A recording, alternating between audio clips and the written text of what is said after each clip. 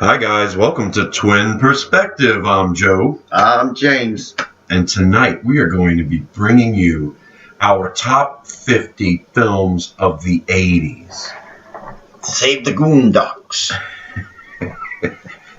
So we did a top 50 horror movies of the 80s, and we decided, yes, movies of the 80s.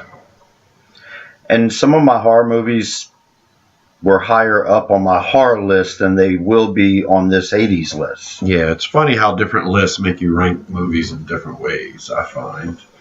Definitely. There's part nostalgia, there's part what it meant for the time, there's part what it meant to you as a person. You know, and there's also that nagging point of whether the film's actually really good or not. Some of the films that we found to be our favorites aren't technically Oscar worthy, but we're going to go with it nonetheless. And I think this video is going to be breaking down 50 through 25. And before we do that, we're going to mention some honorable mentions because there are just too many great movies from the 80s. So would you like to mention one first? Yeah. First one I want to mention, great 80s movie. Felt like an afternoon school special, but it wasn't because they had cussing and blood. Not too much blood. My Bodyguard. That's right. Chris Makepeace, Matt Dillon, Ruth Gordon, Adam Baldwin. Introducing Adam Baldwin, the best Baldwin brother because he's not related. I did like that movie. Matt Dillon is such a prick. Took a while to get to like him. And because of this, a lot of people thought I look like Chris Makepeace. Yes. You know, he's the nerd from Meatballs. Shout out to Meatballs, too. Right. Didn't make the list. So he's the star of My Bodyguard. He's the one that needs a bodyguard. That's an honorable mention. What's for you? An honorable mention of mine is one that should be in everyone's top 50s, 80s movies, and it's not in either one of ours, and that's Gremlins. Gremlins is a great movie. It deserves to be in anybody's top 50, and it would make sense if it was in someone's top 10 even. But Gremlins fails to make the cut for me. I found it a little goofy, and I fell in love with Phoebe Cates in that movie. But other than that, not enough to crack the top 50. Yeah, it didn't make mine either. Mommy always told me. I don't know how to do that. But you did put it on your top 50 horror movies, right? Yeah, it was. It was. Failed to make that list for me too. It's also how you represent the 80s. We'll come to that later. An honorable mention for me, The Incredible Shrinking Woman. Ooh, directed by Joel Schumacher. That's right. The beginning of the roller coaster that was Joel Schumacher's career. He started so high. He started going up. Lily Tomlin owned the movie, played 3 characters. Rick Baker did the gorilla, who was an important part of the movie. And Charles Grodin was the husband. Yeah. Great set pieces, giant stuffed dolls as she shrunk. Yeah, it was neat special effects too at the time. It was a fun movie. The gorilla was important to keep the comedy in it because it does get serious as she shrinks away. Yeah. It kind of gets serious. I'm going to mention one now. Another one that should be in everyone's top 50 if you're talking about classic 80s movies, and that's The Karate Kid. Uh-oh. The Karate Kid was the same director as Rocky. Yes, same movie. Same movie, basically, just for later in the 80s, and Karate Kid's a classic. I really loved it. It's a great movie. Just didn't make my top 50. Wax on. Wax off. An honorable mention for you before we get our list started. Hey, you're right. We're doing just one more? No, this one. That bestseller. Oh, James Woods.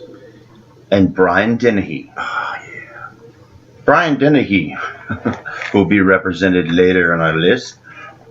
And James Woods. He plays a hitman. Brian Dennehy's an ex-cop who wants to write a novel on this guy's life, which will eventually put away this big boss. And he doesn't believe him for a while. He takes him to old murder scenes and things. It's just watching James Woods. That felt like an HBO movie, though. Yep. The next one I'm going to mention is a big epic masterpiece from Francis Ford Coppola called The Outsiders, which had this great cast of soon-to-be A-list actors, sort of. Yeah. You hear that? Yeah. It's a female voice. It's got to be your phone. Unless we just recorded some paranormal activity.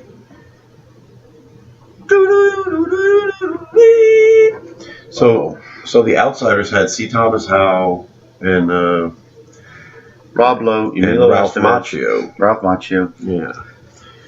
Ralph Macchio was in the Karate Kid 2. Looks like Ralph Macchio's missing the list here. And C. Thomas Howell was in The Hitcher and Secret Admirer. Yeah, that was another great movie. It's really hard to compare comedies to action movies or dramas, or we'll use the 70s as an example. Where does Young Frankenstein fit where Jaws is, or The Exorcist. Right. Just in the 21st century, where does Anchorman sit with, Fast and the Furious or whatever y'all like in the 21st century? Right. Okay, you got another honorable mention? Yeah, these are getting long-winded. Midnight Run. Music by Danny Elfman. Right, Robert De Niro and Charles Grodin. Great, anti-buddy turn into buddy movie. Road movie. Buddy road movie. That's all I got to say about that. Great music. Fun. It was fun. That was a good one. What you got? Cocoon, directed by Ron Howard. That's right. And that was Academy Award darling and all. And believe me, for a kid our age at the time, it was still a really good movie. So it worked on multiple levels. And they got us with Steve Guttenberg. It was a great all-around movie and cast. Just didn't make my list. And I got one more to mention after that. Uh-oh. I guess I have one more to mention. Night Shift, directed by Ron Howard. Oh, yeah. Another great 80s movie. Ron Howard's fallen off. Henry Winkler. Who else was going to cast the Fonz, right? Mm-hmm. Well, that was risque. Yeah, it was. That was risky. And Shelley Long and, of course, Michael Keaton. To give a new actor a bigger role as he gave him, or to trust him. Mm-hmm. It's awesome. He would do the same for Tom Hanks later. Yeah, Michael Keaton went on to star in Mr. Mom, which was written by John Hughes, who is a huge presence in the 80s. And in the top 50. Yes, he's featured a few times in the top 50. The last honorable mention I've got is a film made by HBO that almost nobody knows about, starring Eric Roberts and Julie Haggerty and the Carradine. Which one? Robert Carradine. That was Revenge of the Nerds. And Laverne and Shirley. Cindy Williams as Shirley. And Cheech Marin. In one of the last pot-smoking roles he ever did. It is classic. It might as well be Cheech and Chong. Right? Might as well just be Cheech. What happens when you're in the 60s and you have to flee America because you're a draft dodger, and you go to Central America for 20 years, and then you have to come back to America, and it's the 80s, and it's definitely a fish out of water story. And it's called Rude Awakening. They were in for a rude awakening if they thought everything was going to be utopia when they came back. Mm-hmm. And what's interesting is half the hippies went, and the other half stayed. So they adjusted to the 80s, the ones that stayed. So it was not only being out of water, but also meeting your old friends that were hippies 20 years ago, and now they're frickin' yuppies. Oh, and it's heartbreaking. And then, but you know what? They come together at the end, and that's all I'm going to say about Rude Awakening. Gotta see it. It's an awesome movie. All right, you got one more? No, that was it. All right, we're going into our top 50 now. We're going to knock this stuff out. We grew to eat. This video might be a little longer than the second one because we had to knock out our honorable mentions, but we're doing it.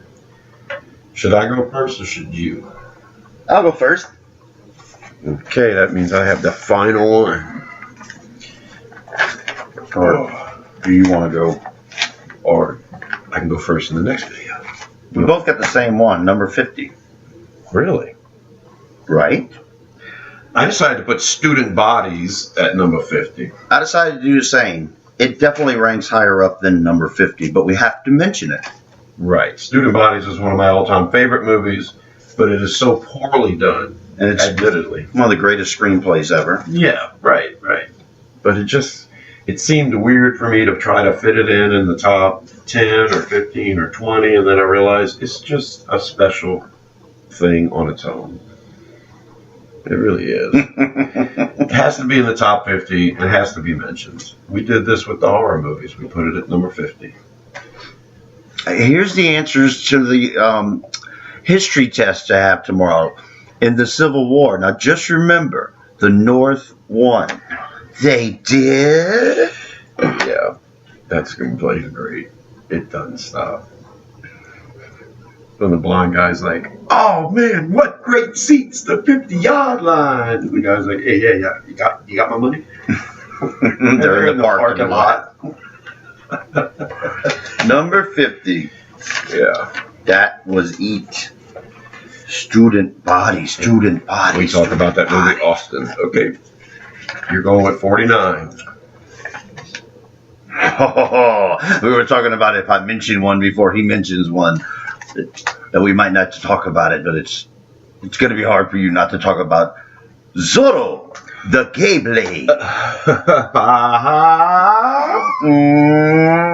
Two fruits, one vegetable, and one flower. George Hamilton is Zorro, and he's got a twin brother who is Zorro.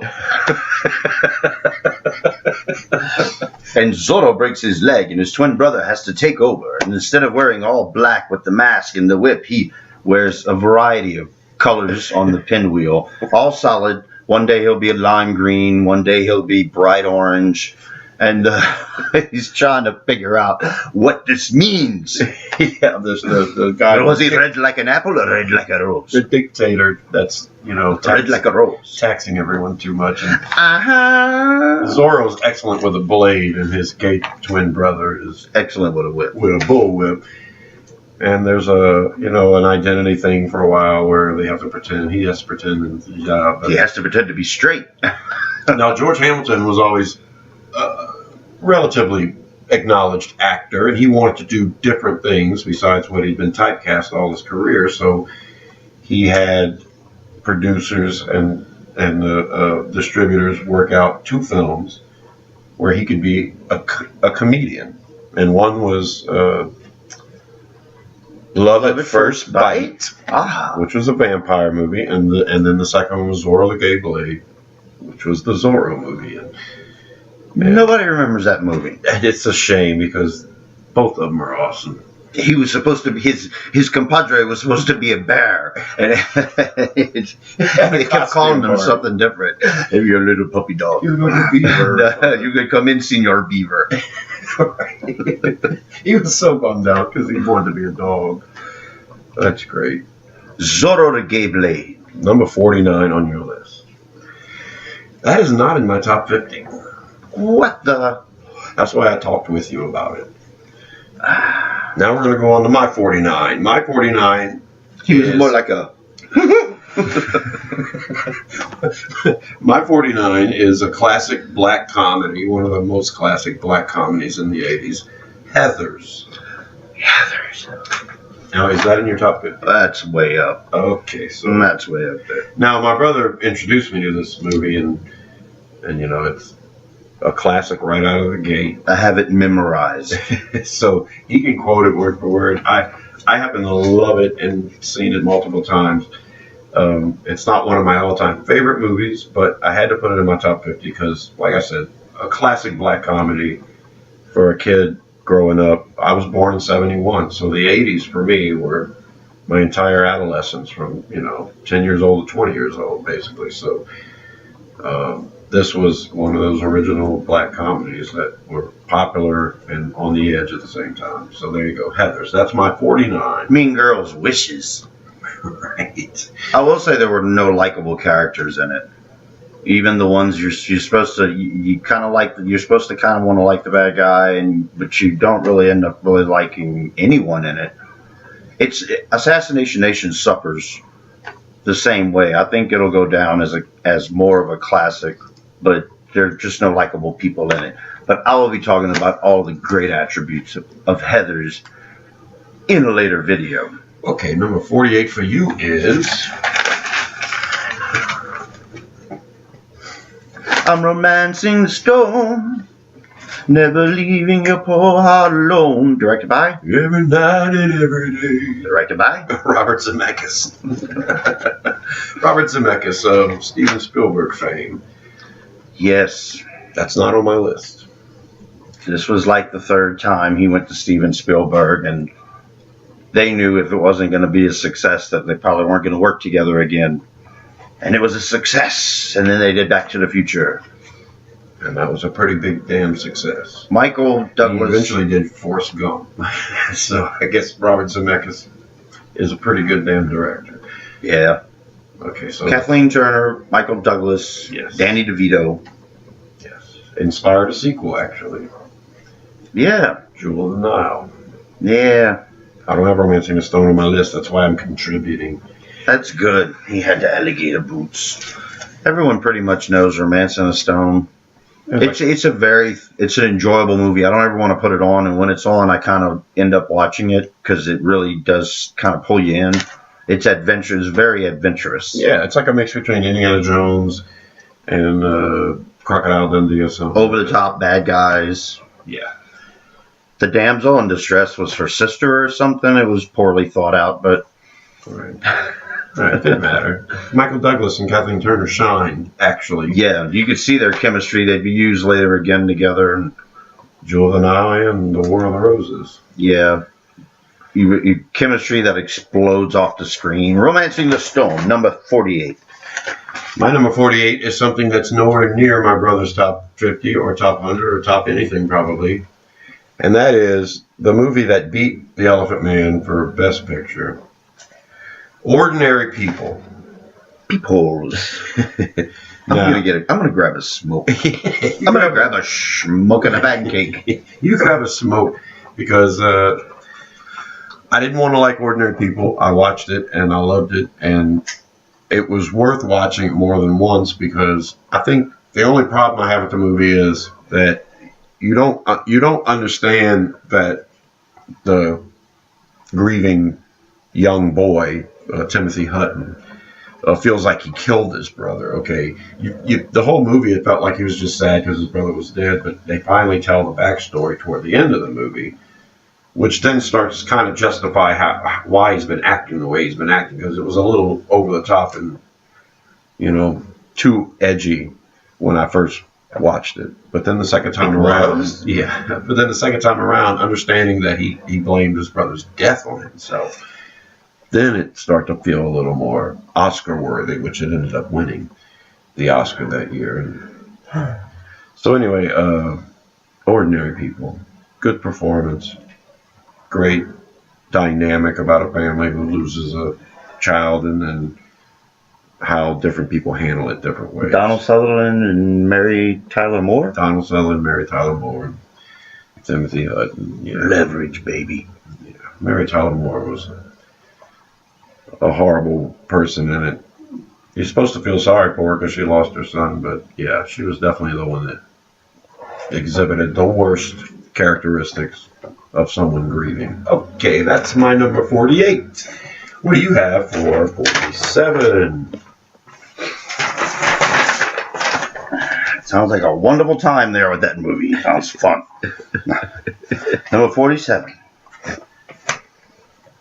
So many it's going to be on your other. It's going to be in your other video, I bet. Oh. 47. Is that number one? Mm-hmm. St. Elmo's Fire. Oh, directed by Joel Schumacher. Joel Schumacher. That's when he was at the top, coming down. It was still a really good movie, but he was on his way out. That is higher up on my list. I'm not going to talk about it right now. Brat Pack with Annie McDowell. She can't make up her mind whether she wants to hang out with children or grandpa. You see the last laugh? Anyway, it really is a great companion with The Breakfast Club, Elmos Fire, and The Big Chill. Or like the 3 stages of life that you go through with lifelong friends type thing. Right. They should all be the same characters. Breakfast Club is high school. St. Elmo's Fire is right out of high school into college. Or right out of college. Yep. And then St. Elmo's Fire is, The Big Show is when 20 years has passed and you have to all come back together because somebody in the clique died.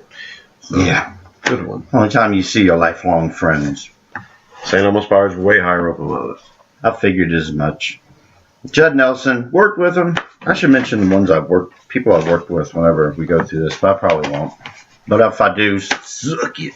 So St. Elmo's Fire's cast includes Andy McDowell, Emilio Estevez, Rob Lowe, Andrew McCarthy, Judd Nelson, Ali Sheedy, Demi Moore, and Mayor Winningham. Okay, we got it. So that's kind of like a Brat Pack. You know, not all of those guys were featured in John Hughes movies. Typically, John Hughes movies is what people identify with the Rat Pack, pardon me. Is it the Brat? No, it's the Brat Pack. It's the Brat Pack. Okay, but to me, St. Elmo's Fire and what Joel Schumacher did definitely contributed to the 80s lore for Brat Pack. Number 47 for me is a film no one ever talks about, like it doesn't even exist, and it's a film called Nuts. It's not on my list. I love that movie. Nuts stars Richard Dreyfuss as a psychologist, and Barbara Streisand plays a prostitute who gets arrested for the murder of Leslie Nielsen. Her John. Right. And it's a epic courtroom drama that's filled with the doctor and the patient talking, how she slowly but surely reveals the kind of person she is and the circumstances of what actually happened on that night. It's not even a court. It's not a trial of her murder. It's whether or not she is capable of defending herself in said trial. Of standing trial. That's right. Because that's absolutely right. So the whole movie is, that's what it is seeing if she's insane or sane enough to stand trial. Right, and Barbara Streisand's performance is so good that you really don't know, even when that movie's over, whether she's fucking sane enough to stand trial or not. She's smart, though. That's a great movie, a classic movie. I wouldn't put it in my top 50 if I didn't think all you guys should see it if you haven't seen it. Whether you're a Barbara Streisand fan or not, because she nails it. Yeah, it's my favorite performance of hers of all time. And Richard Dreyfuss is pretty awesome all the time. Yeah, he grounds it. He tries to keep her grounded. The mother was Maureen Stapleton. The father was Carl Malden. Carl Malden. And the judge was James Whitmore from Cromwell? No. Yeah, no, from Whitmore. Yeah, who hung himself in. Oh yeah, Shawshank. Yeah, he was the judge. Hello, James Whitmore Jr. Okay, what's your number 40? Your 46. My 46. Uh-oh. Now, the next couple of ones I have are ties because, I wanted to represent, and they're kind of both the same, but not the same. My number 46 is a combination of 48 Hours and Lethal Weapon. Okay. Both movies are buddy movies. They're both cop movies. I would go with Nick Nolte and Eddie Murphy ahead of Riggs and Murtaugh, Mel Gibson and Danny Glover. Mm-hmm. But they're both such great movies. I think I like Lethal Weapon, the movie, better, but I like their chemistry in 48 Hours better and Eddie Murphy's performance. Right. 48 Hours came out before Lethal Weapon. Correct. Yeah, so. That is my number. I didn't think you had either one of those on your list. I don't. They were in my short list. They are. It's not the genre. The comedy is what makes it so high on the list because it's not my genre. Right. Yeah. action cop stuff. No. That was my 46. My number 46 is one of your favorite comedies of all time, When Harry Met Sally. Wow. Yeah. Tune into the next video to hear me talk about that one. Okay. So I'm not going to say much about When Harry Met Sally other than that it is a well-written, well-directed movie, well-acted. I love how it takes its time so that you grow with the characters. And as you watch the movie over and over again, you tend to side with different personalities in the story. The first time I watched it, I sided with him no matter what. And then later on, I kind of felt what she was feeling. But then it was also the married couple that they were friends to and their dynamic and how you could see from both points of view. And ultimately, I don't know if it ended the way I'd like for it to end or it went along the way I would like it to, but I can't argue that it is a great comedy. One of the best of the 80s. So, When Harry Met Sally. What is your number 45? My number 45 is another combo. Crocodile Dundee and Crocodile Dundee 2. Oh, my. I like 2 better than 1, but 1 was you fish out of water. You get the New Yorker to go to Australia out of her element. Australian ultimate element goes to New York out of his element. And in the end, he stays in New York. There really wasn't stakes. The second one had stakes and over-the-top villains and classic, like punching a guy through the door and throwing his knife and sticking it to the mohawk of the dude. You know, it touched on everything the first one did and amped it up, and it was cheesy. And I just seen it not too long ago, so that's kind of what reminded me that, yeah, there's a lot of cool stunts and silly and good. The acting was really good. It featured Kenneth Welsh from Twin Peaks fame, Part 2. Oh. Well, yeah, Mike. So that's number 45. I don't know how to do Australian. Yeah, neither one of those made my top 50, but the original Crocodile Dundee was on my short list. Some of them get a lot of credit for having sequels, and all of them being decent, except for Police Academy. It didn't seem to make my top 50. Yeah, but we watched those over and over when they were out, for sure. Yup. My number 45 is a John Hughes film, Ferris Bueller's Day Off. And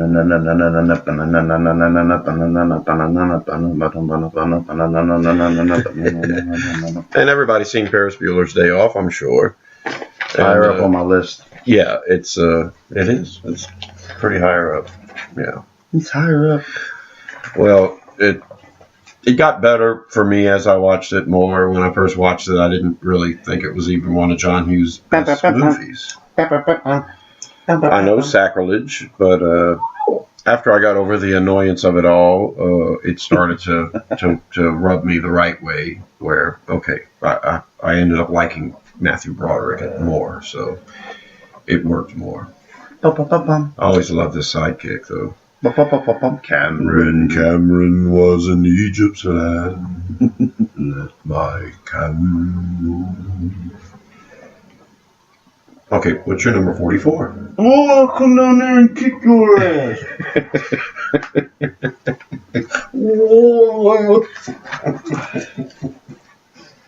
Number 44.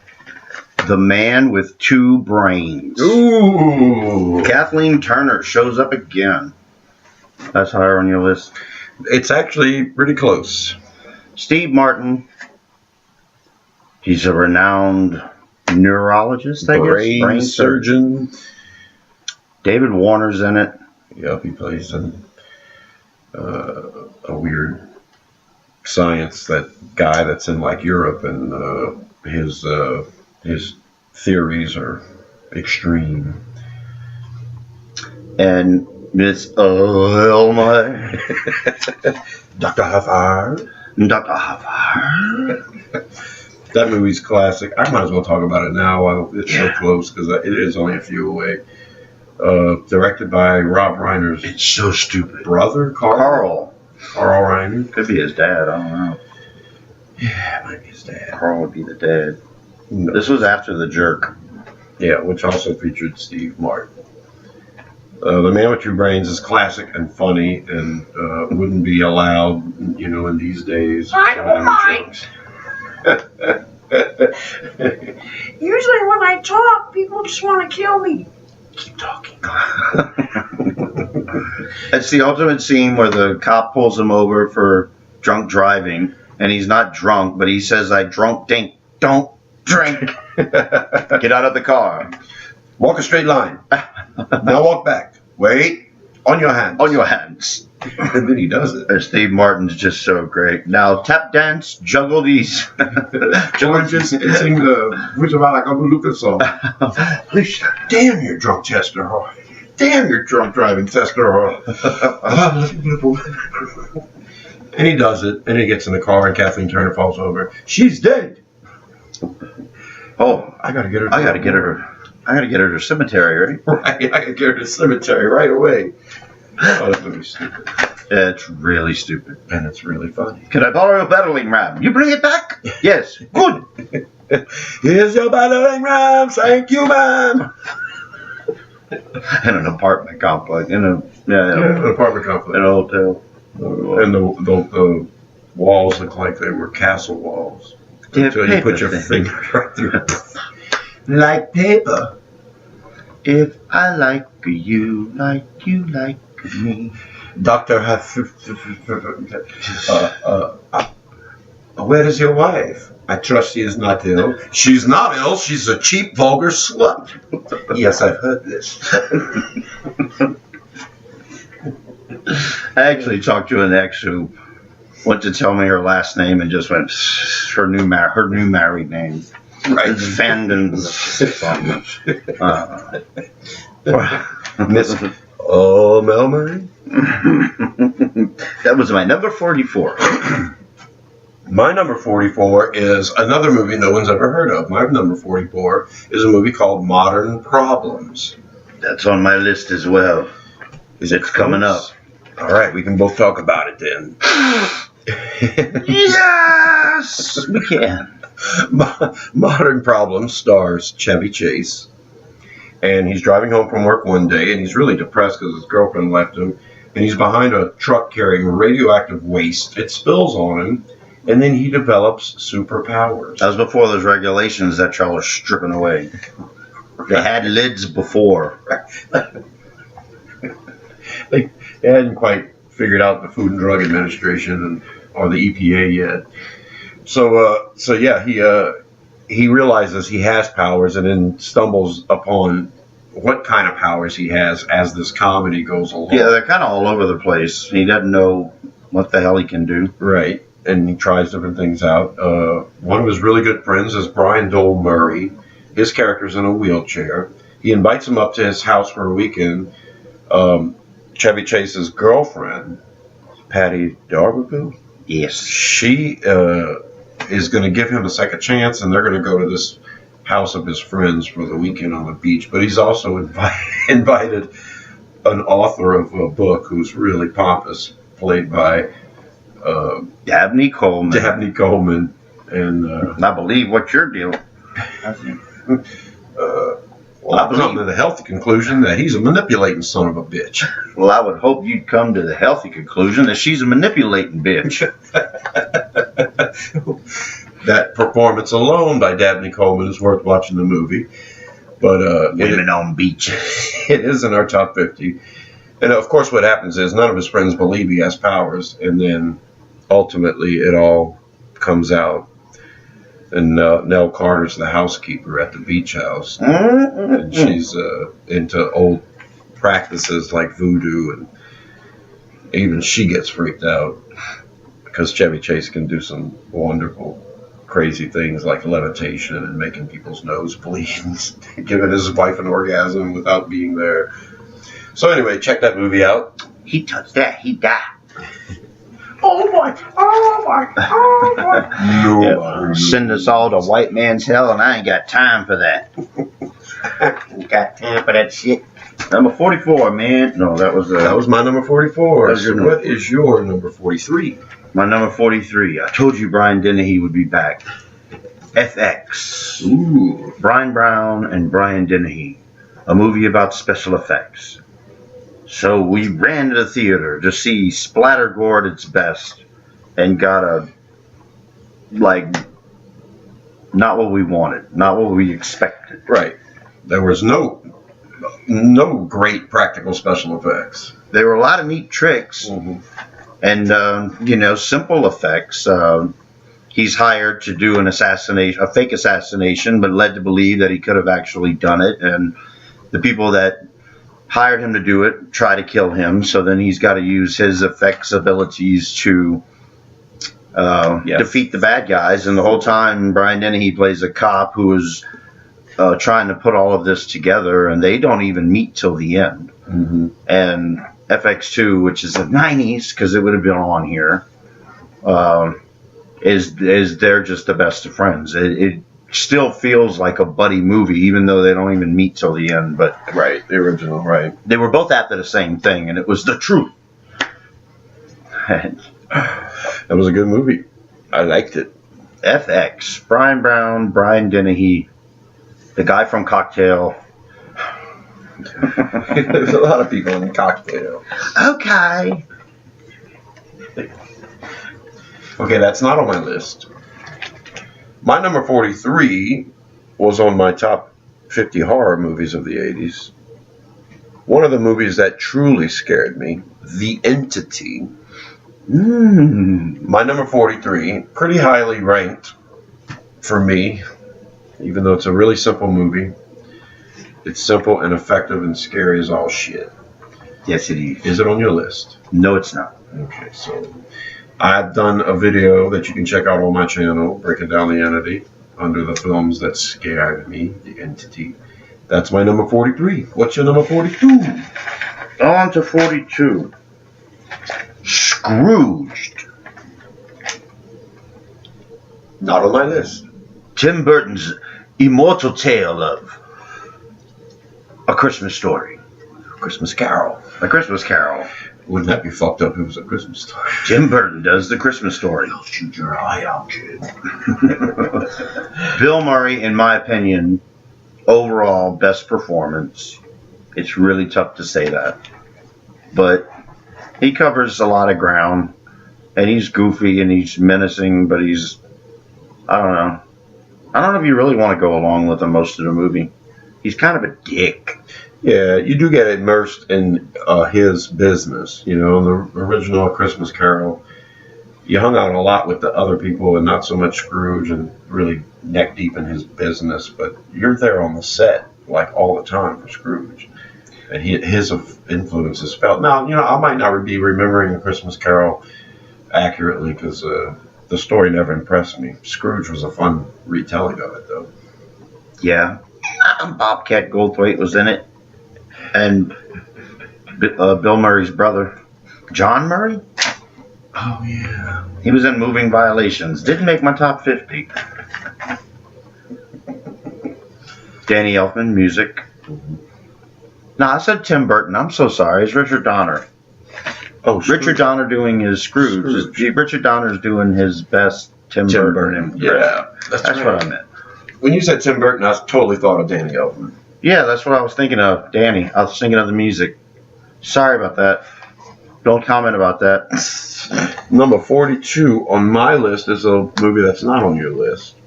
Uh-huh. My number 42 is a movie starring Dudley Moore called Author. No, it is not. Author's a great flick with Liza Minnelli as the love interest. I heard he does what he pleases.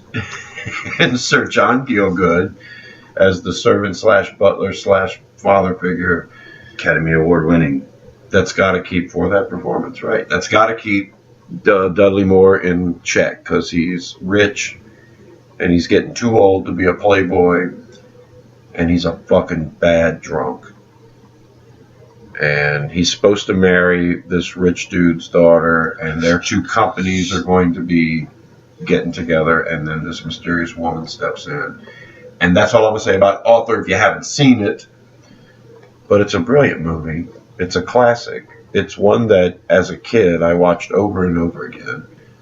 And that's telling of an adult film. If you're a child and you can still get the jokes.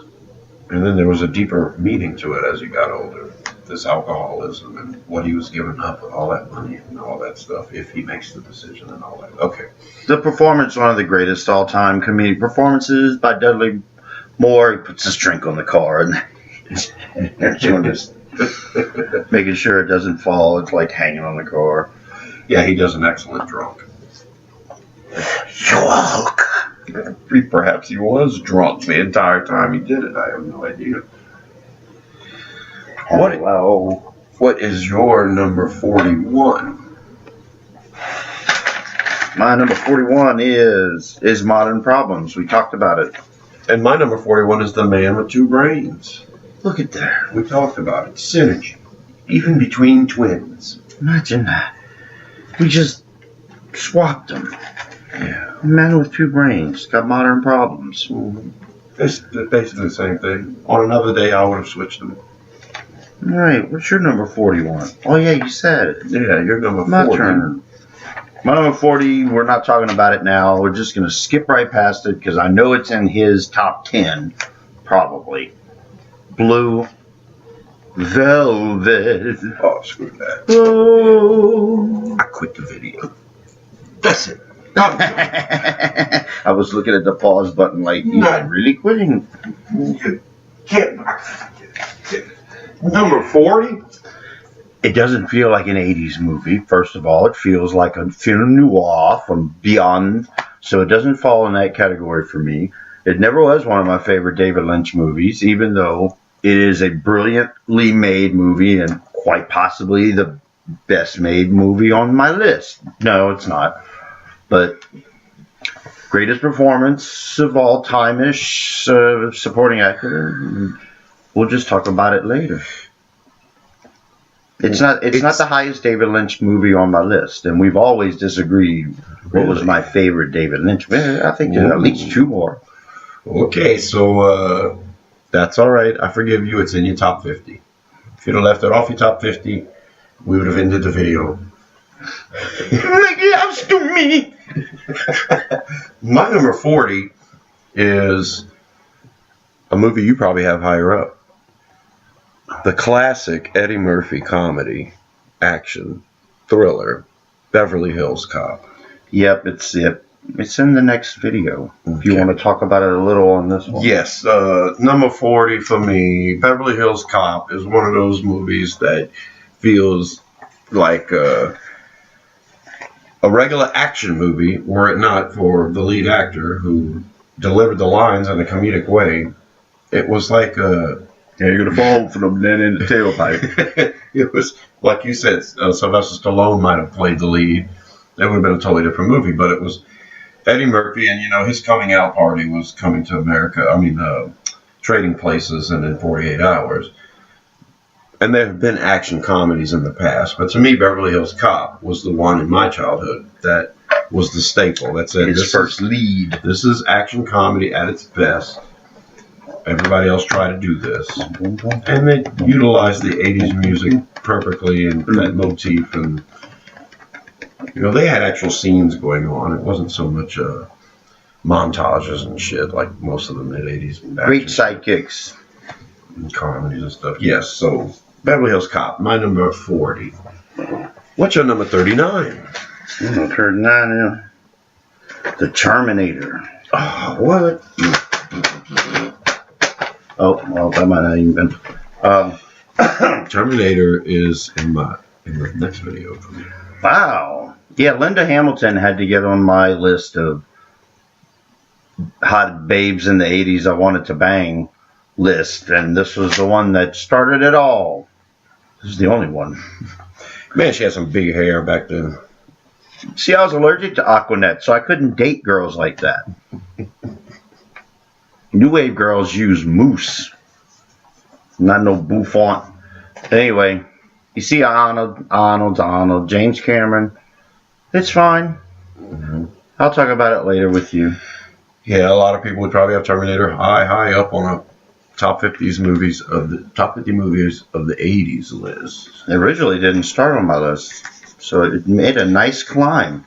made a good, decent climb all the way into the second video for me. It's incredible 80s nostalgia there. At number 39 for me is a movie none of you heard of, and my brother definitely doesn't have anywhere near his list. It's a movie called Blaze. My number 39. Paul Newman? Paul Newman. I thought he deserved the Academy Award. I thought it was his best role ever. Lolita Davidovich played Blaze Star, and Paul Newman played the governor of the great state of Louisiana, Earl Long. And it's based on a true story, and it's funny, and it's compelling, and the characters got some awful qualities about him, especially in racist Louisiana. But he was also a damn good politician, even though he got arrested a few times and stuff. Hey, we'll always love Edwin Edwards. And the ending is so morbidly perfect that it's very strange because it's a true story. So check out Blaze if you've never seen it, and awe at how good Paul Newman can actually be as an actor, because I didn't grow up in the 60s, so Cool Hand Luke and stuff like that wasn't for me. My number 39 is Blaze. What is your number 38? Blade Runner. Ridley Scott. I know that's definitely not in your top 50. It didn't make my top 50, no. Harrison Ford. I would have followed him anywhere, and he went into this dystopian future. Not dystopian. Based on a novel. Do Electric Sheep's Dream? Never read it. Neither. But the photography and the visual effects were epic for that time. That's Ridley Scott. Do androids dream of electric sheep? Duh. You probably got the Lenny Von Dolan movie higher on your list than Blade Runner. Electric Dreams. Electric Dreams. Not on my list. Has great performance by Rutger Hauer. Very good Dawson movie. Do you want to get lost in a movie? I didn't see 2049 yet. I know. For the same reason, a lot of people haven't seen Blade Runner yet, because they hear it's long and drawn out and boring, and it's only compelling if you're interested. And it is a tough one to try and pop in. Once it's going, you're in the world. Yeah, and it deserves representation in the best films of the 80s for sure on anyone's list. Time to Die. My number 38. Speaking of Time to Die, is Terms of Endearment. Did I have to go there? Hey, do you have this on your list? No, I do not. Okay, so for those of you who have never seen Terms of Endearment, it's classic. A lot of you probably heard of it and don't want to watch it. Deborah Winger, Shirley MacLaine, and Jeff Bridges and John Lithgow. And it's a hard movie to watch because it deals with someone having cancer and how the family dynamics exist, and then how it'll exist after. Oh, and Jack Nicholson, of course. Jack. I almost forgot to mention Jack. It's a James L. Brooks movie. And I think it epitomizes the great sweeping Academy Award dramas that were prevalent in the 80s. Terms of Endearment had this great song at the beginning that would tear at my heartstrings. And even though I was young when it came out, the ending was very sad. And as I got older, it made me cry. Terms of Endearment, that's my number 38. If you haven't seen it yet, because you don't want to put up with it, it'll tug at your heartstrings. Okay, what's your number 37? Terms of the Ordinary People. That's right. I like sad dramas. My 37, not a sad drama. It's Star Trek 4, The Voyage Home. Remember where we parked? The best Star Trek movie in my, I almost said Star Wars, movie in their repertoire, according to me. Wow. The Fish Out of Water story. They come to the 80s and try and blend. and Mr. Spock is trying to learn how to be human again, half human, because he was Vulcanized. He's just coming back from the search for him after he died. Right. He's almost like reborn full-bore Vulcan, so. He doesn't understand certain things you learn. Yeah, when you've been around humans for 5, 6, 7 years, and all of a sudden he's got to relearn that, and they're trying to be hip to the 80s, which puts Spock in a position to curse a few times, which is fucking comic gold. Everyone in the movie has a chance to shine. A lot of times you don't get to see anyone do anything, but everybody had their moments. Catherine Hicks. That's right. Of Child's Play fame. And Seventh Heaven. And she played the love interest, and it actually worked, because Captain Kirk has plenty of love interests throughout his illustrious career throughout the Federation. Throughout the universe. Right. He's probably got lots of illegitimate kids running around he knows nothing about. But it was a good, interesting story. And that Fish Out of Water helped a lot.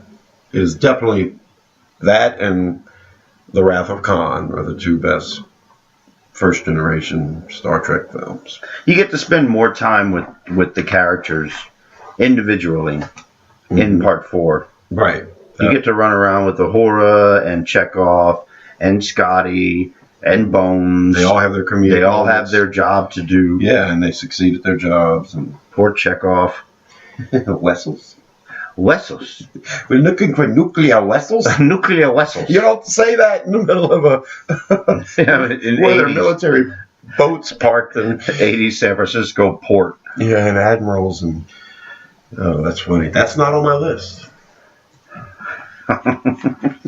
It's pretty high on my list. It's a very excellent film. Number 37 on my list is a John Hughes film that he wrote, but did not direct. Mm. My number 37 is Pretty in Pink. Pretty in Pink was a strange movie for me. The soundtrack sold me on the film, so I was going to watch it over and over again. It was part of that Brat Pack collection where John Cryer got to steal the show. Is it on your list?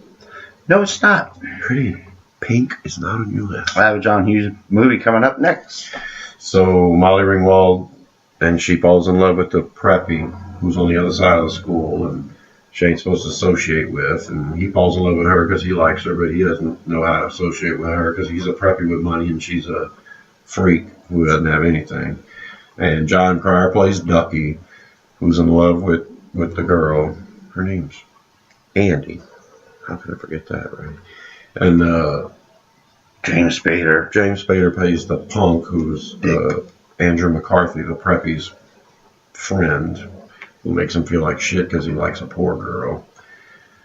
Harry Dean Stanton plays her dad, and he's perfect, of course. And there's just a good dynamic for the characters. There's a lot of growing. Oh, who are we forgetting? Annie Potts. Annie Potts, who I worked with. Merciful Jesus. Rode an elevator with her and didn't even notice.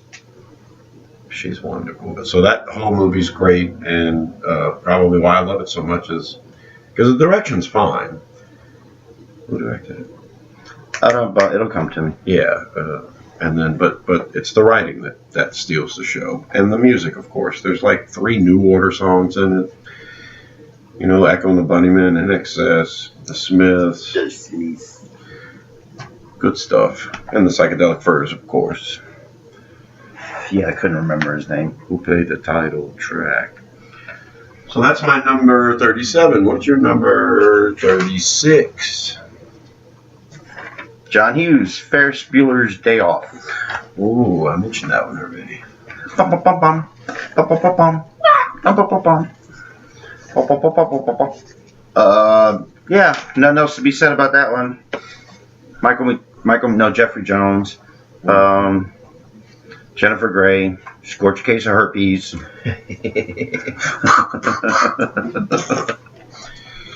Oh shit. Yeah, it had to make the list. And I found it getting higher and higher.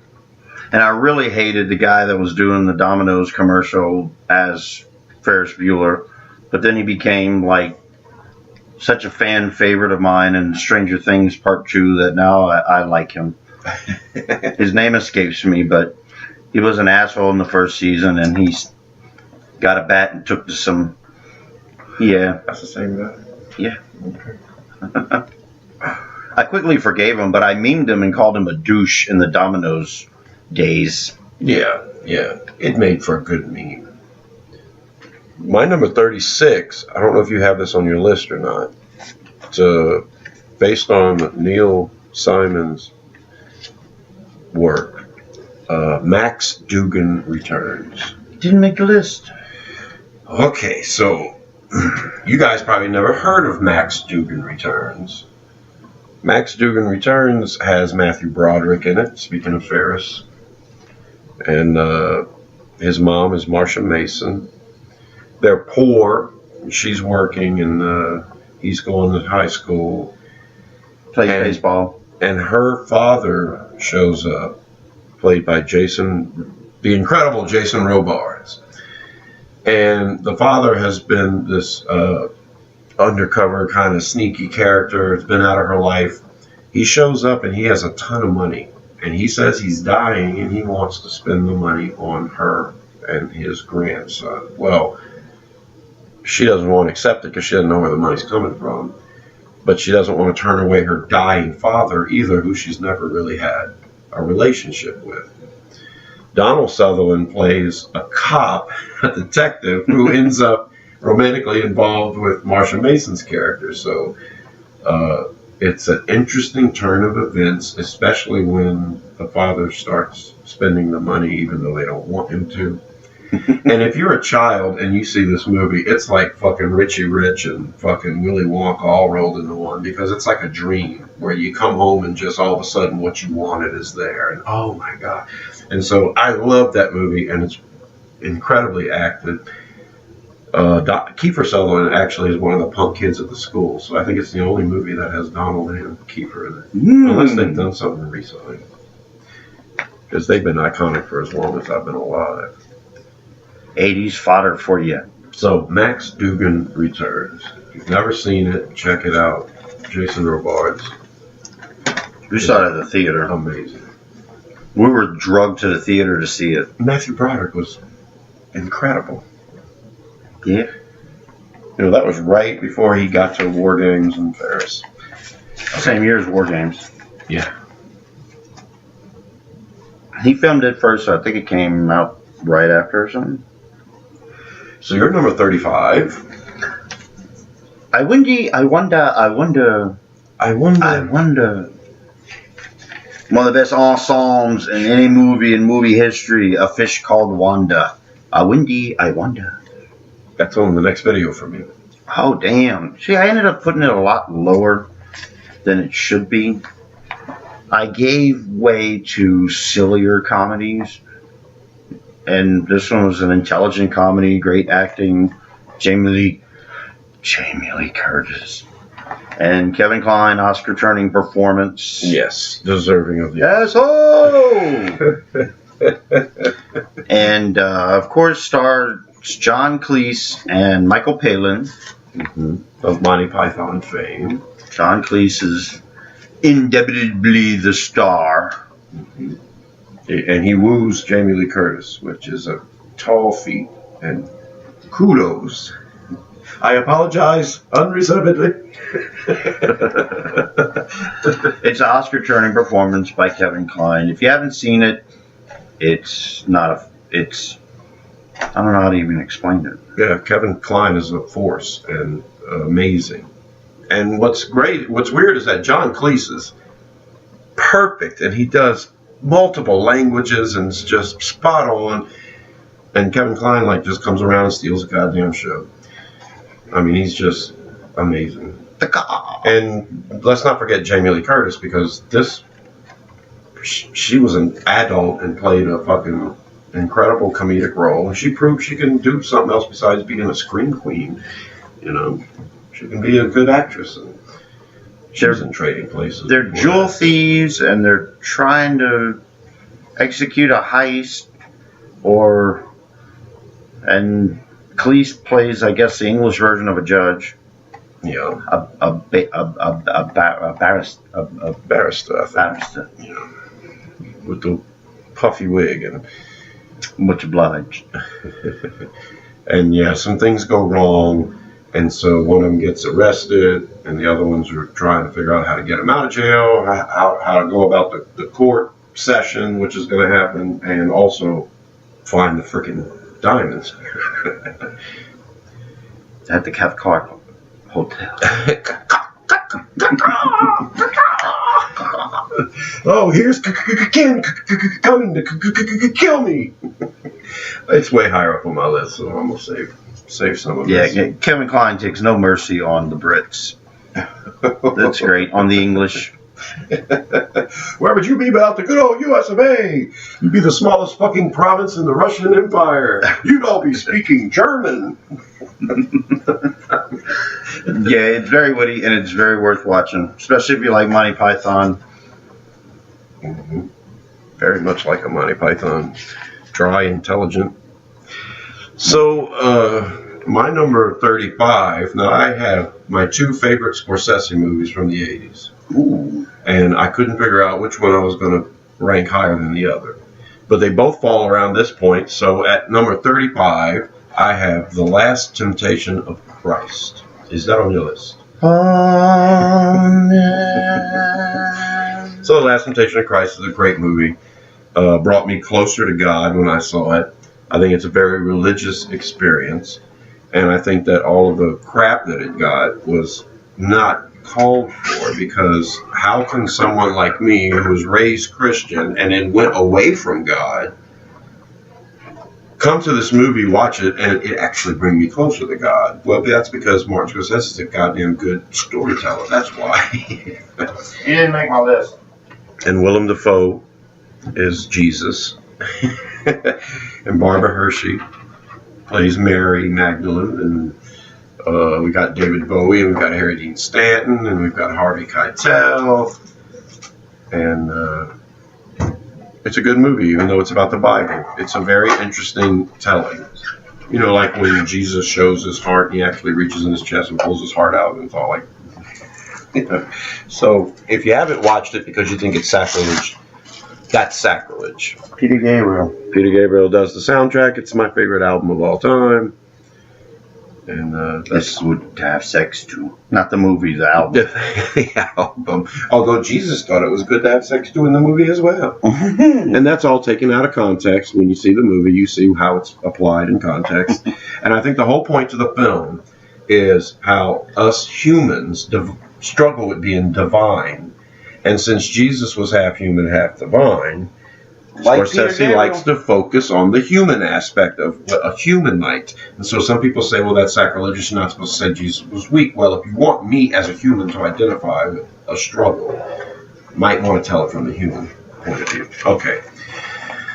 What's your number 34? My number 34 is the true predecessor to Silence of the Lambs, Michael Mann's Manhunter. Ooh.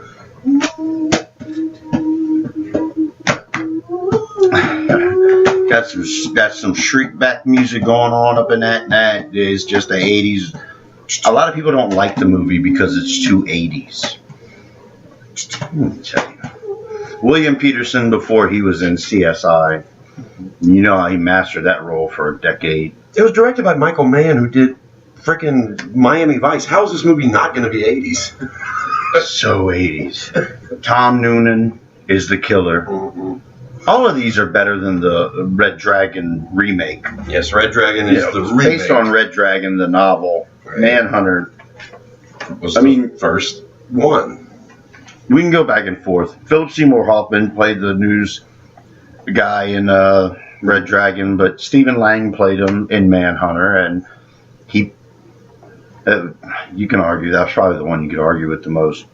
Great performances. Joan Allen as the blind girl. Leaps and bounds better than the one in Red Dragon.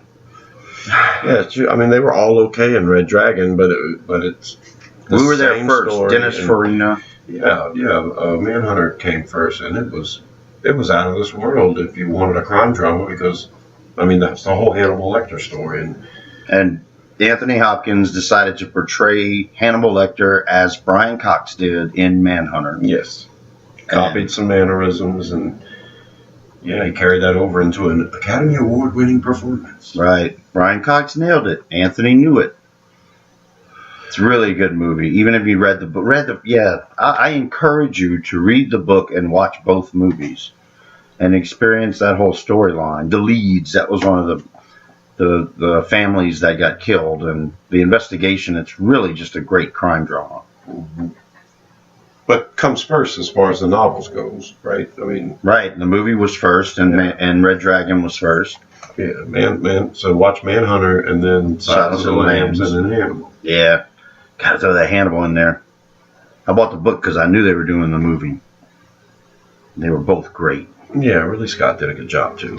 But my Manhunter, my manhood, Manhunter, that is number 34. All right, my number 34 is the other Martin Scorsese movie from the 80s that I really love, a film called After Hours, which features Griffin Dunn. Oh. And he, against his better judgment, goes out to a part of town, Manhattan, I think, is where he's at, that he doesn't really go to, and he ends up stuck there, and he has to find his way home. And he runs into these different characters on the way, including Terry Garr, who plays a waitress impeccably. Is it John? What's the guy's name? John Hurd, that's the bartender. He runs into Cheech and Chong. They're not Cheech and Chong, but they're Cheech and Chong. Played by Tommy Chong and Cheech Marin. And he runs into this mysterious woman played by Rosanna Arquette. And that's all I'm going to say about it. It's very weird. It's a Scorsese movie. It's one of my favorite ones because it's just not like anything else he does. And it's just strange. He doesn't just have a series of mishaps. It's some wicked shit that he has to get himself out of, including getting paper mache'd and everything else, and going to a bar and with a bunch of leather and okay. And Griffin Dunn is incredible. So what's your number 33? My number 33 is John Carpenter's Escape from New York. That's it. I quit. That's higher on your list? I'm not. That is much higher on my list. Maybe I'll save it and talk about it then, because it's deserving of talking about in the next video. We'll speed this one up a little bit. Okay. My number 33 is a movie directed by Laverne Penny Marshall, and it stars Tom Hanks, and it's called Big. And everybody's seen Big.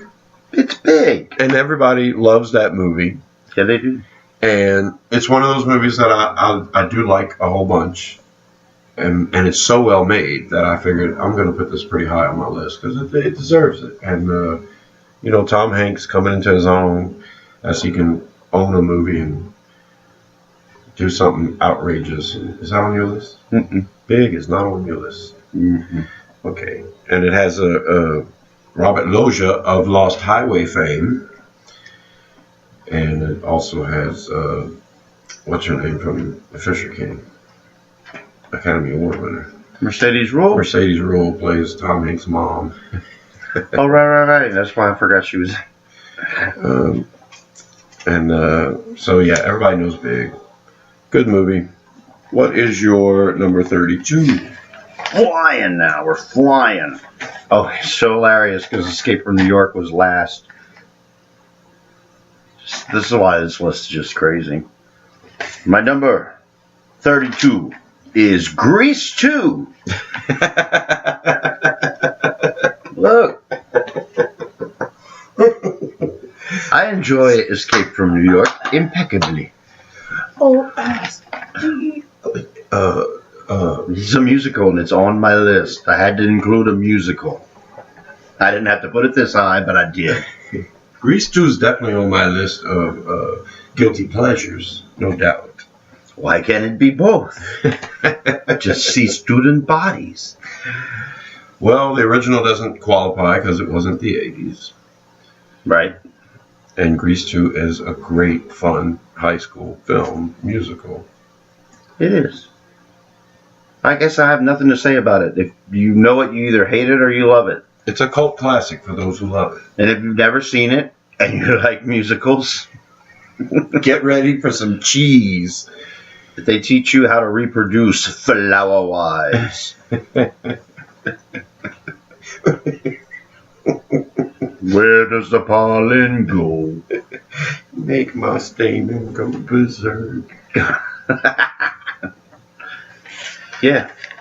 Grease 2. What do you have? My number 32 is The War of the Roses. Mm-hmm. That's directed by Danny DeVito, right? Yes. Now, this couple's been together for a while. Their relationship's gotten stale. Their kids are getting older. And they never flirt with the idea of getting a divorce. Their relationship gets so toxic. Is it on your list? Mm-hmm. Their relationship gets so toxic that it turns violent.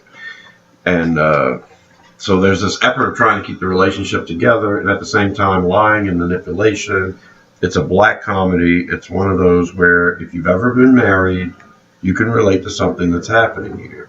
And Danny DeVito's direction, when Kathleen Turner makes that first move and hurts him, when she becomes physically violent at first, the camera tilts just a little bit when it's showing the aftermath, and it's just perfect. It's like, oh shit, this fucking movie just went in another direction. Like, are they gonna start fucking beating each other? And just to spite each other. One won't move out of the house just to make life difficult for the other person. Mm-hmm. Lying about getting the house bombed, and she's throwing a dinner party for some people she's trying to hire, and so he shows up drunk and pisses on the fish. And eats the pate. Your guests would have loved this. It all depends. On what? On what the pate's made of. Woof. Oh, he goes after her when he thinks she killed his dog. And of course you see the dog in a real quick flash go outside, right, hearing the noise, so right, you know the dog's fine. She's not that vicious, but she's a succubus. Mm-hmm. I love the movie. It's so close, top 60. Mm-hmm. The ending's perfect. They got exactly what they deserved. She proved her point too. I knew it. Who he was should the have daughter ran. in that movie? Was it Ricky Lake? No, it wasn't Ricky Lake. The daughter might have been Ricky Lake. The son was Sean Astin. And, of course, Michael Douglas and Kathleen Turner. You weren't even multi-orgasmic before you met me. So, Danny DeVito also stars in it, and he directs it, and that is great. If you've never seen The War of the Roses, you have to see it. It is a classic black comedy. It is not to be missed. It should be on everybody's top 50. And it was at my number 32. What is your number 31? I wonder if you could see my list right now. Oh, An American Werewolf in London. Number 31. What? There are a lot of movies that had a lot higher on my horror 80s list. This was in the top 10 of that one. And it only ekes out, what did I say, 31? There are some things represented in the next video that will blow your mind. American Werewolf in London, everyone's seen it. I always do that. I brush over. It stars John Dalton and Griffin Dunn. And, they're two Americans in London. And one of them gets killed by a werewolf, and the other one, at the next full moon, becomes a werewolf. And it's a comedy, it's a horror movie, and it's Academy Award winning special effects from Rick Baker. That's it. I will talk about it later. Yes, we have talked about it before in the top horror movies, because it is one of the greatest horror movies of the 80s, and it is in the next video when I mention it. Unbelievable. I'm going to start doing that quickly because we got like Yeah, we got 5 more slots left in Okay, so number 31, right? Number 31 on my list is a movie you already mentioned, The Big Chill, directed by Lawrence Kasdan, written by Lawrence Kasdan. Lawrence Kasdan was a staple in the 80s. He's the one that made The Empire Strikes Back better than all the other Star Wars movies. I even think Dreamcatcher was a good movie. But Lawrence Kasdan did a lot of great dramas in the 80s, and The Big Chill had comedy in it. It was also dealing with the death of a friend and all these friends coming back together.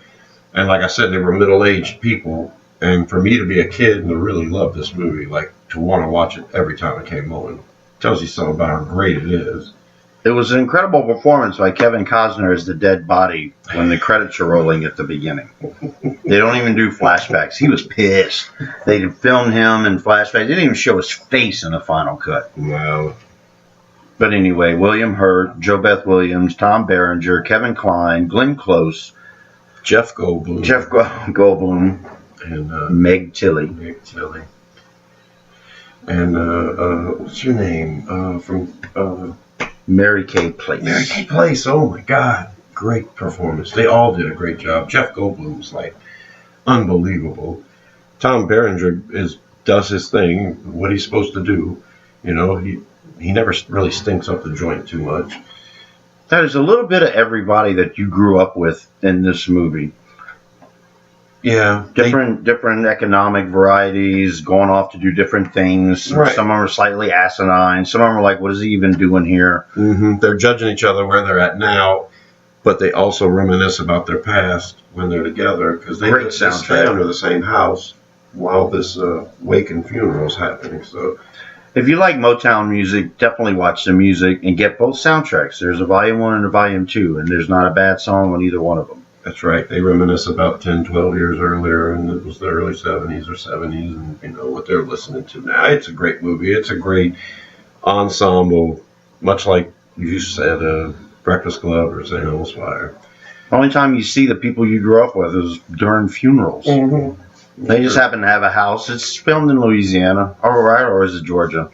Probably Georgia, but that was the one thing I didn't really care about. Kevin Kline did he was doing a Southern gentleman accent. Yeah, it didn't really fit. But Kevin Kline is awesome and everything. And his French accent is impeccable. So I forgive him. Okay, what's your number 30?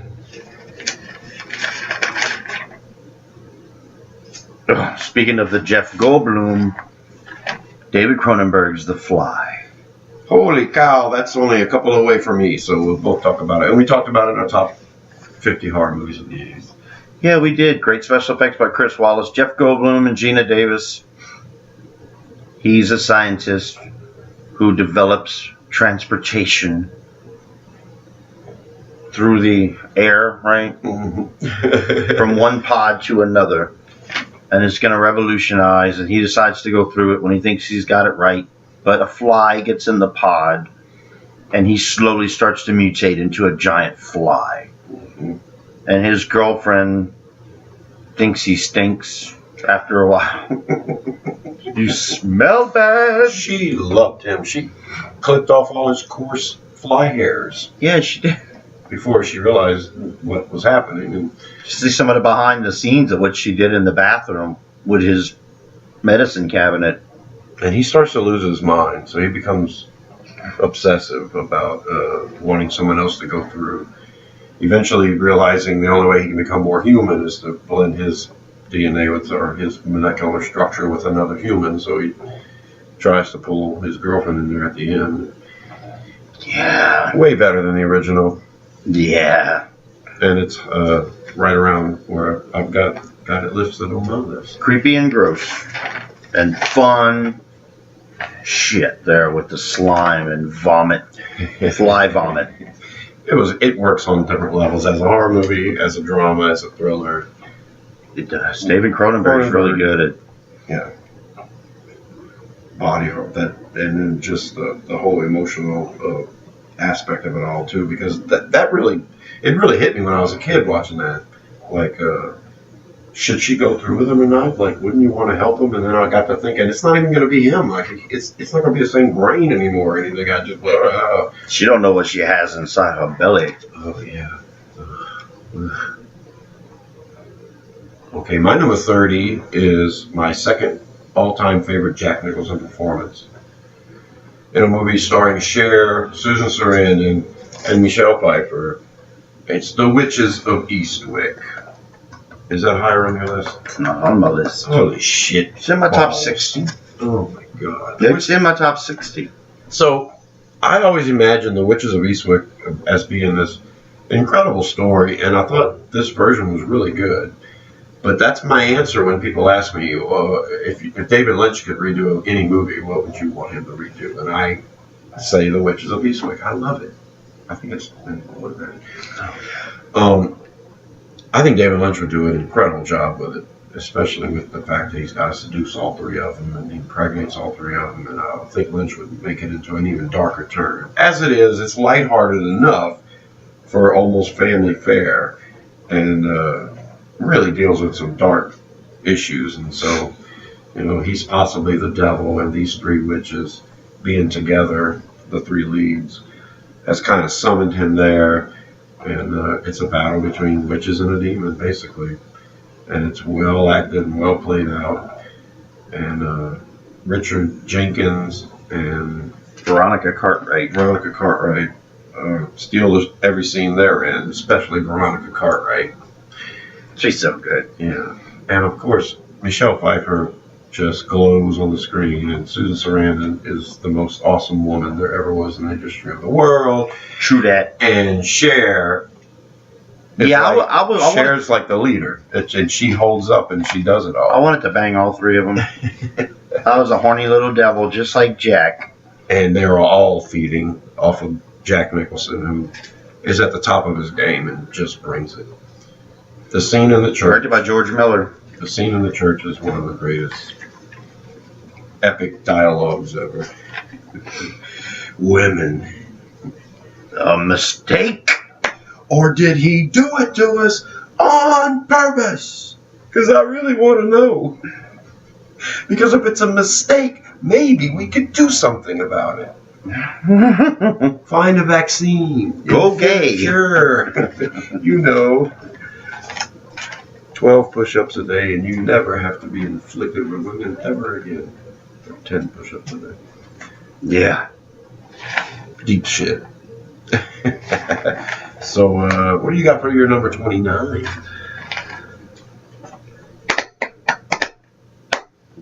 That's if you leave, isn't it? The Breakfast Club. John Hughes is The Breakfast Club. I'm supposed to be doing Don't You Forget About Me. Oh, we're doing Pretty in Pink. Yeah. The 80s was a long time ago, me. I lived through it. So, wait a minute. So, what movie are we talking about? The Breakfast Club. Number 29. John Hughes. The highest John Hughes movie on my list. And it doesn't even break the top 25. Damn. That might be a mistake. Tune into the next video to find out. The Breakfast Club did not make my list, although I love John Hughes, and that movie is perfect. If you have it in your top 10, I can understand. That's right. I worked with Judd Nelson. But I went with three. I was in a movie with Judd Nelson. I went with three Hughes-related movies, and that's not one of them. Okay. Yeah, that's one of my faves. You could do that one with the lights off. Not even watch the movie. Just turn the TV off and the volume up. Oh, yeah. You and Guy John. Yeah, we did that once. We've seen it enough times. The Breakfast Club is badass. Breakfast Club number 29. My number 29 is Poltergeist. Is that on your list? Oh my God. It's not on your list? Yes, it's on my list. Okay. It must be really high up on his list. Pretty high. Okay, so there's the Blue Velvet. 29 is not that bad. Pretty much takes your, that slot. Yeah, Poltergeist is a great movie. Defined the 80s in a lot of ways. Let's talk about it in the next video. And we will talk about it in the next video because my brother's going to have it higher up. What's your number 28? This house is clean.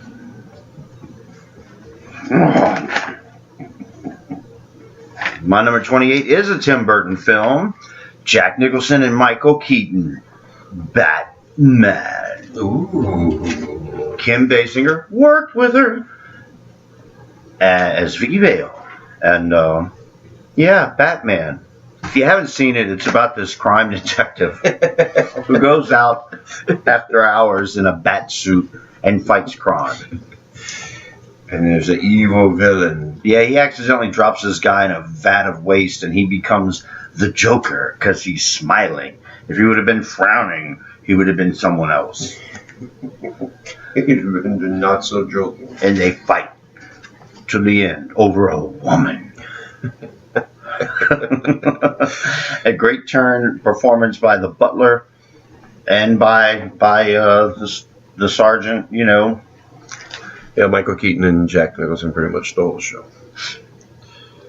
And that's a little higher up on my list. That's in the next video for me.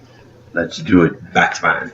My number 28 is The Fly. And we've talked about The Fly already, so let's buzz on to number 27. I like that. Oh my goodness, you're going to hate this. And we'll just talk about it in the next one if you want to. Okay. Mel Brooks's History of the World, Part 1. You've got it on your list. That's good. You have it on yours? Oh, yeah. It's in the next video? Mm-hmm. We'll talk about it then. Mel Brooks film, History of the World, Part 1. I guess we should go through the... Oh, maybe not. Stars Mel Brooks. Yeah. Yeah. We'll talk about History of the World, Part 1 in the next video. Enticing, isn't it, to watch the next video? Ooh. Number 27 for me is directed by Rob Reiner, based on a Stephen King novel, and it's Stand By Me. Classic 80s movie. If it's in your top 10, I understand completely. That was one of those Stephen King stories that was actually a drama and not a horror. It showed everybody that his books can be made into Academy Award-worthy films. And the 4 kids. It's on your list. Huh? Corey Feldman. Yeah. Okay, so we'll talk about Stand By Me more in the next No, it's not on my list. It's not on your list. No, it's not on my list. Holy shit fire. But you know the guy that when he was throwing up, you know, the guy that throws up? Mm-hmm. Oh, anyway. I think he was one of the Jasons. Or he was one of the Michaels. Oh, really? Yeah, that's just a fun fact. I'm trying to throw something in there. Stand By Me was in the novel different seasons. I hope it wasn't the other one. What's your number 26? And this is the last one of this video. Evil Dead 2. What? That's in your next video. Yeah, it's higher up on mine than the next video. We'll cover that. Bruce Campbell is one of the greatest heroes of all time. Mm-hmm. And it's one of the greatest horror comedies of all time. It's splatterific. It's bloodthirsty. It's got great quotable lines. And it's got an evil hand and a chainsaw in its place. And a man that's got to fight the evil. And he kicks its ass. Kind of. Yes. Evil Dead was a great movie. Evil Dead 2 was a remake / sequel, which took it to another level and made it the Evil Dead series. It's a fucking reboot. The Evil Dead series is not the Evil Dead series without Evil Dead 2. That's what makes it important and relevant. And quotable. And my last movie mentioned for this evening is Predator. Whoa, higher up on my list. So Predator's high on your list. It was high on my horror list. It's high on this list. It's number 26. See, I was giving Arnold a little bit of credit. We went to the movies to see this. We knew it was a horror movie, and halfway through we're like, it was a pretty damn good war movie. Pretty awesome. And it fucking kicks in. So who directed it again? First name was John McTiernan. Right. He did First Blood. He did Die Hard. Oh, he did Die Hard. Okay. We'll get back to you when we get back to Die Hard as to whether or not he did First Blood, because I'm going to go look that up in between videos. All right. So that is my number 26, Predator with Arnold. And that has been 50 through 26 plus an additional 10 because we each had 5 honorable mentions, more than mentions. So that's why this video went long. The next one might not be as long, but I know you're all on the edge of your seats wondering what are the best 25 movies of the 80s. We've told you the ones we think are from 26 to 50. If If you haven't heard of any of them, you think we're weird, but you really should go and check them out. Subscribe to Rosenfield 10 for more videos like this. I am Joe. I'm James. And this has been the first part of the top 50 movies of the 80s. Favorite movies. And tune in, click the bell so you'll know when the next one comes out. And we will see you in the trees. Bye.